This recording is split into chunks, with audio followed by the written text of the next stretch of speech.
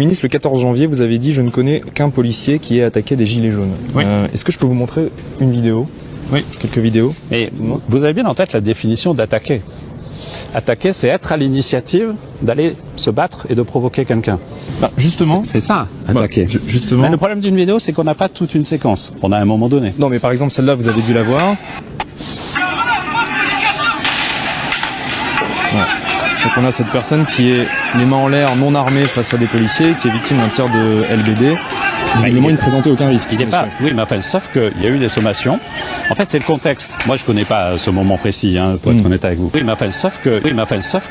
Mais le contexte, c'est ce qu'on appelle des émeutes urbaines. À un moment donné, les policiers, pour éviter d'être au contact, justement, disent aux gens, il y a ce qu'on appelle des sommations, et ils disent aux gens, partez. Partez parce que c'est dangereux, on est dans une émeute urbaine. Et à ce moment-là, vous avez une personne qui se met entre les casseurs et les policiers.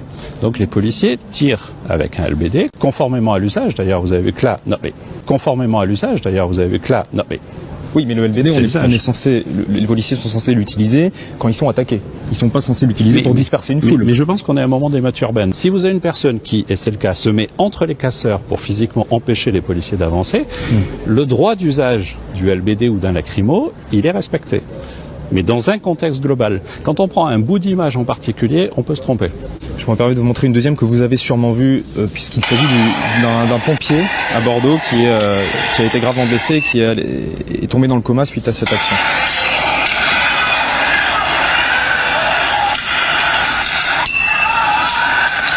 Là, vous voyez qu'on est dans des scènes d'émeute quand même. Tout à fait, mais le monsieur qui est par terre, lui, il est en train de partir. Il a été touché par un LBD à l'arrière du crâne. Alors ça, juste, c'est possible et ce serait une faute. Mais il y a une enquête. Vous avez les conclusions de l'enquête, manifestement, vu que vous me dites comment il a été touché. Bah si, vous me dites qu'il a été touché à l'arrière. Non, parce que ça a été documenté. Il y a eu des photos de la blessure, il y a des vidéos de... justement, moi, de ce que je sais sur l'enquête, c'est qu'aujourd'hui, on ne sait pas si c'est un LBD ou si c'est un pavé, de ce que je sais sur l'enquête. Moi, et c'est pas moi qui fais l'enquête, c'est un juge judiciaire, c'est sous l'autorité du procureur. Et systématiquement, nous ferons nos enquêtes. Et s'il y a eu un mauvais usage de la force, il faut qu'il y ait des sanctions. Je vous en montre une dernière. Là, on est sur une situation où des personnes sont en train de fuir et des policiers cherchent à les interpeller.